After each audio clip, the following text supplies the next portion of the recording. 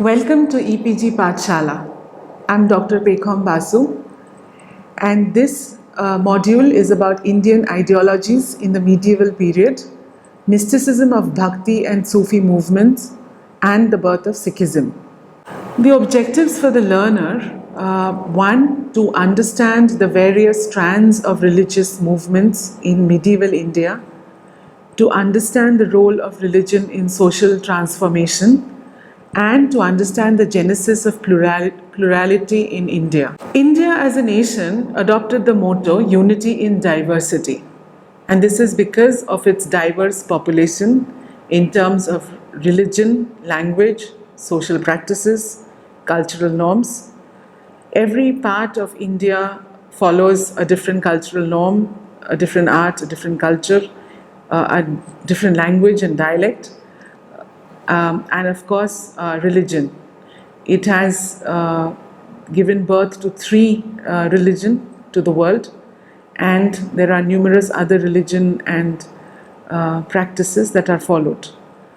The S.B. Chavan committee submitted in a report to the parliament in the 90s that education about religions could become an instrument of social cohesion and social and religious harmony. And this is especially true in the present times. As a social worker, one needs to understand the religious diversity and engage with people from across this diversity without any prejudice. When we do casework, for example, we will come across people from any religion or any caste, and that is when we cannot react to a person based on his or her religion. With the advent of Islam in India, followed by the arrival of Zoroastrianism, Bhakti, Sufism and Sikhism surfaced subsequently. So first in medieval history starts with the death of Harshavardhan, and subsequently the Turkish invasion of India is when most medieval historians date medieval history to begin with, and therefore the advent of Islam in India. Only after that we see the arrival of Zoroastrianism. The reason I say arrival is because the followers of Zoroastrianism did not come to India as conquerors, but they came here as refugees, seeking refuge in this country. Bhakti and Sufism comes post the advent of Islam in India, and again, like Jainism and Buddhism, it was a reaction to the orthodoxy of Islam and Hinduism. Sikhism, often Guru Nanak, the founder of Sikhism, is seen as a Bhakti saint because he spoke about the unity between Hindus and Muslims, the followers of Hinduism and Islam. Sikhism under Guru Nanak and the subsequent gurus evolved as a religion and was institutionalized, whereas Sufi and Bhakti remained as movements and faded out over a period of time and remained in the fringes, though even today. Bhakti and Sufi today are known as social reform movements because they spoke against discriminating social practices like caste. They spoke against gender discrimination, and in that sense they were the true liberals. They were instinctively, most of the Bhakti and Sufi saints were instinctively rebellious and promoted equality and equity. But Bhakti gained the status of a movement much later. It was only during the nationalist period, which is during the freedom movement, when the movement was trying to reach pan-India. It was then that historians documented Bhakti as a movement, but it was not seen as a movement in medieval India. Mystics, whether they were from the Bhakti or the Sufi movement, they preferred devotion to God and personal spiritual experiences over rituals and priestly interventions. Very similar in that sense, in breaking away from Orthodox Hinduism and Islam. Bhakti as a form of religion is based on devotion that transcends social class, caste, and gender. There are two strands of Bhakti movement in terms of there are Shiva worshippers and then there are Vishnu worshippers. Bhakti in the medieval times is that of passionate longings and intimate fervors and moves away from the influence of the Gita. Uh, as I mentioned earlier, the Bhakti movement was a response to the rigid caste system, the practices of untouchability, which had already begun in the later Vedic period, but was dominant with the influence of Hinduism after Jainism and Buddhism had faded. It was the dominance of the Brahmin and ritualism that was dictated at every step of worship. So you had to, the priest was the intermediary, the priest was almost like a broker between the worshipper and God. And this is what Bhakti was trying to break away from. Typically, Bhakti saints came from the lower orders in the caste hierarchy. They preached through singing and not through any rituals that were expensive and complicated, which is why this period is inundated with bhajans and music, which even exists today. Basavarna, from the then Karnataka area, began the Bhakti movement, threatening the caste hierarchy, temple worship, and gender discrimination. He himself was born to a Brahmin family, had a royal lineage, but he stood against all this. And because of his privileged position, he could spread the message he could spread the message against caste hierarchy and the dominance of Brahminism, of Brahmins, but ultimately Orthodoxy Hinduism did catch up with Basavanna also. In South India, the untouchable representatives of Bhakti were Tirupan Alvar for the Vaishnavas, Nandanar for the Shaivites. In Maharashtra, it was Chokhamela, and in North India, it was Raidas. As I mentioned earlier, Bhakti was also a literary movement because a lot of literature, a lot of literature was created during this movement. Concepts were in simple languages, they were comprehensible by the common man. In Maharashtra, its proponents were known as the Varkaris, and the popular figures in Maharashtra were Namdev, and Tukaram. Bhakti figure, what this also tries to explain is that Bhakti had a pan-India presence. It was not localized, it was not restricted to any one region. For example, as compared to Sikhism, which was largely concentrated in northern India, Bhakti had an all India presence. So from the south to the north, the east, the west, we have Bhakti saints preaching to the people, and this also led to the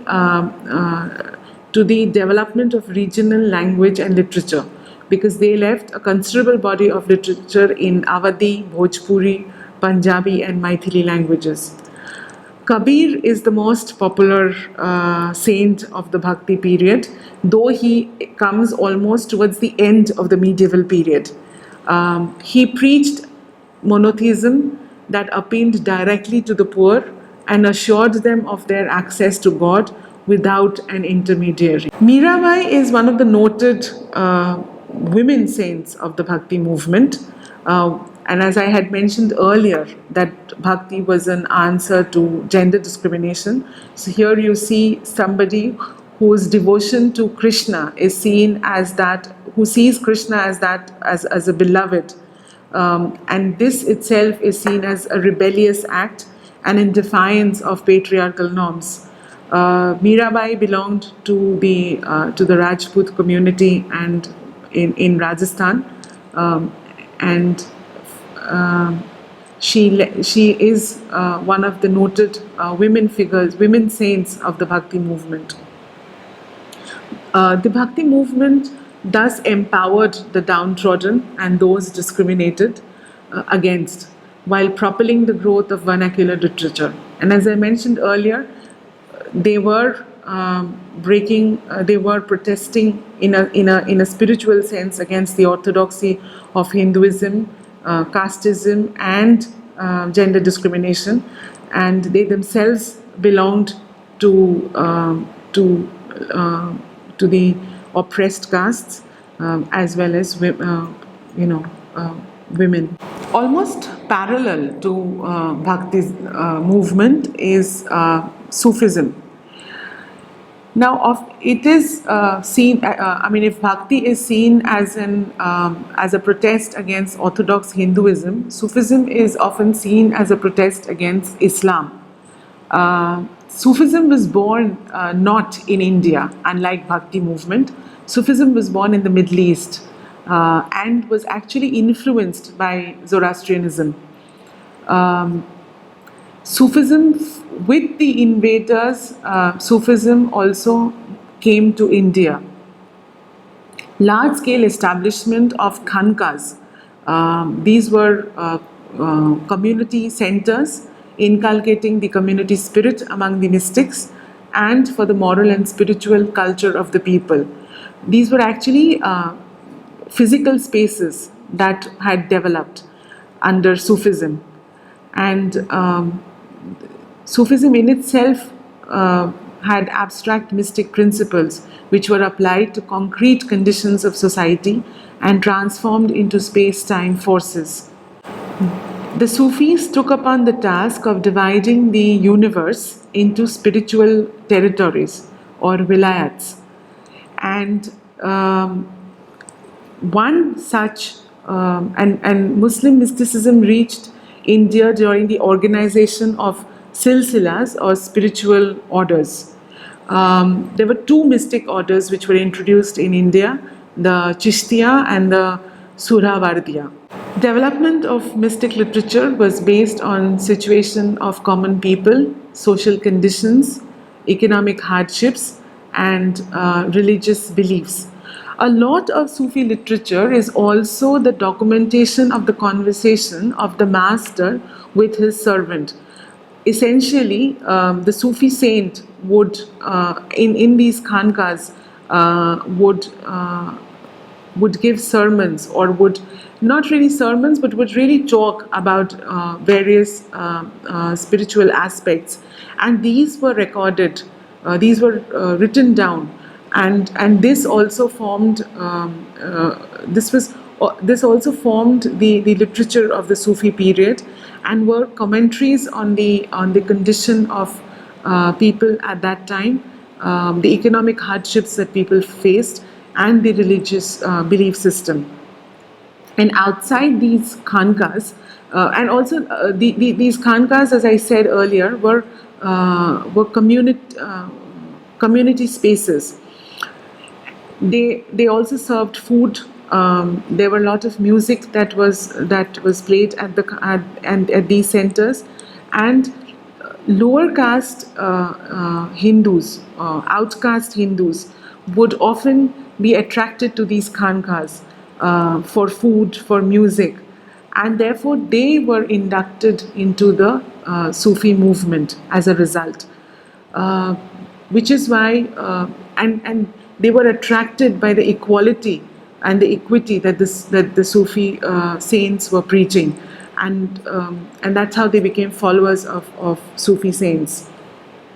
Another interesting aspect of Sufism is the birth of Urdu. As I said earlier, Sufism was born in Persia. When they came into India, they were introduced to Hindi, and the confluence of the two languages in terms Hindi and uh, Persian gave birth to a new language called Urdu.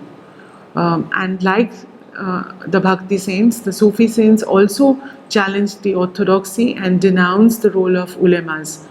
Sufism got an impetus during the Mughal period. Many of the Mughal emperors were followers of Sufi saints, and you see, and even today, for example, Ajmer Sharif is one such institution which actually gained importance during the Mughal rule.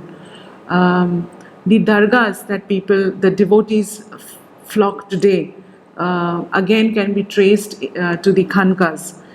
So the dargahs, for example, the Haji Ali Dargah or the Dargah of Nizamuddin Aulia in Delhi.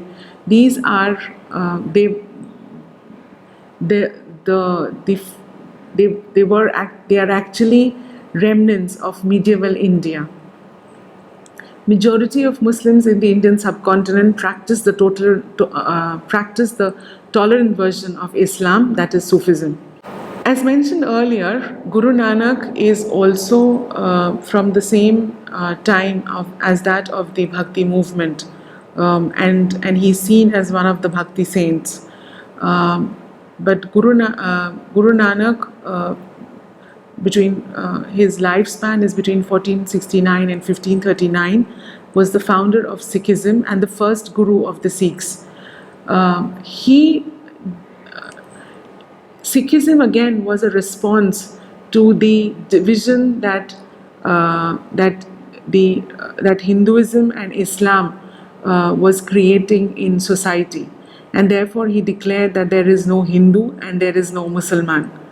And like the Bhakti and Sufi saints, he rebelled against a society that preferred ritual to devotion, and he challenged the institution of caste. Under Guru Gobind Singh, Sikhism also came to be seen as a militant religion, because especially, this was the time of the Mughal reign, and the followers of Sikhism were engaged in bitter battles with the Mughal soldiers to safeguard the religion. Sikhs believe that there is only one single all-powerful and loving God who has no gender or form, which is why even if you look at in your everyday interaction, the followers of Sikhism, the name, both men and women have same names. There is no discrimination even in the names, the first names. It's only the surname that distinguishes between a man and a woman. Guru Gobind Singh, the 10th Guru, he initiated the Sikh baptism ceremony in 1699, essentially marking a process by which a person can become, can adopt Sikhism as his religion. As mentioned, Sikhism is a monotheistic religion, which means that they believe in only one God, and the basic Sikh belief is represented in the phrase Ik Onkar. They primarily follow the Guru Granth Sahib, and the place of worship is known as the Gurdwara, which means the doorway to God. A Sikh it is mandatory for a Sikh to have the 5 Ks, which are the articles of faith that a Sikh wears. Medieval India society was feudal in nature, and it was a number of principalities which made up the country. It was not India as we understand it now. There was no sense of nationhood. There was no sense of belonging to one. There was no sense of identity the way we understand today. There were jagirdars and land zamindars who were holding lands. The laborer were toiling on those lands.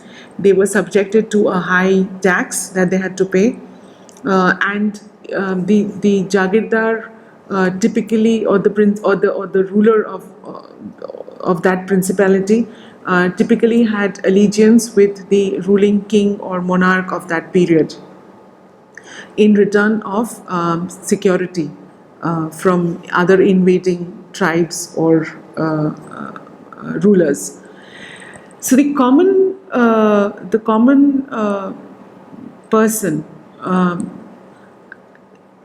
was burdened.